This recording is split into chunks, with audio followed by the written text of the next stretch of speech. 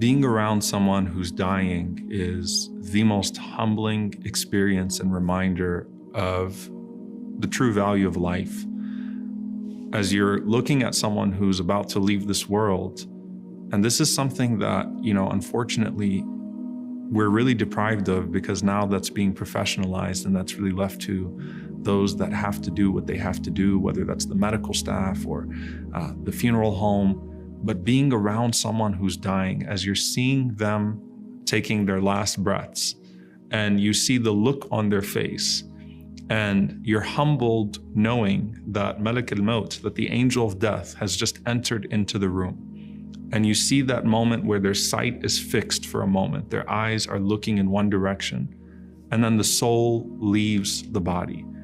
And you just have this feeling, subhanAllah, the way that the Prophet ﷺ described that some people, when they're leaving this world, they have the angels of mercy that are coming to them, and then some people that look like something horrifying is coming their way. And of course, only Allah knows what's actually happening, but there's this sense, and anyone that's been around dying people on a frequent basis will tell you the difference that they've noticed in how people leave this world and those moments.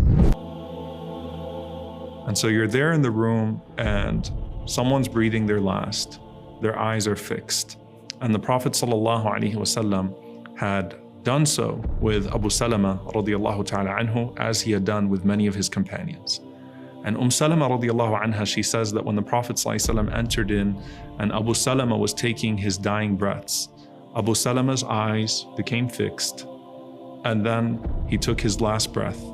And if you've ever seen a person when they're dying, their eyes look up and then they just stop.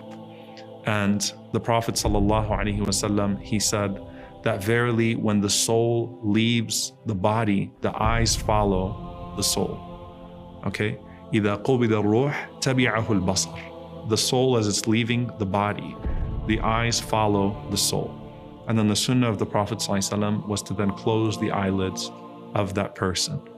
Salama says that when we did so with the Prophet ﷺ in our presence, and Abu Salama had passed away, the people started to wail, they started to weep, they started to cry.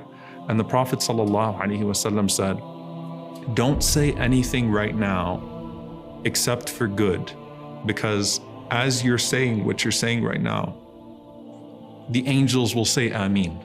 SubhanAllah. The angels will say Ameen. So as you're making dua right now, whatever you say, don't say something that's going to be taken against you.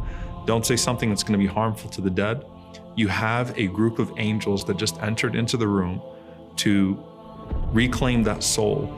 Make sure that what you say right now is good, because anything you say right now, those angels that have just entered are going to say Ameen. There are special angels that are going to say Ameen to your du'as in that moment.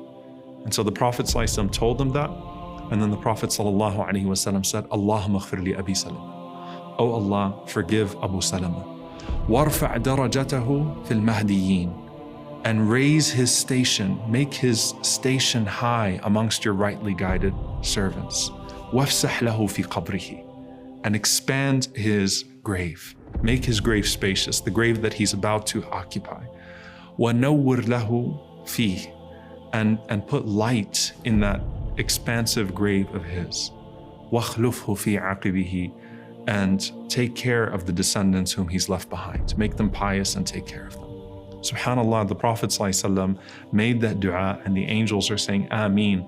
And we have to realize in those moments, SubhanAllah, that it's not just the person that has passed away that is affected by what we say. It's not just us who are affected, because Allah is watching us. But in those precious moments, imagine how beneficial it is to the person that's leaving this world when you make dua for them in those moments, when you pray for them in those moments, and these special angels say Ameen, Ameen, as they're taking his soul away from the body that you knew and taking it either to a high place in paradise or to a place, may Allah subhanahu wa ta'ala protect us, that is worse than that which they encountered in this world.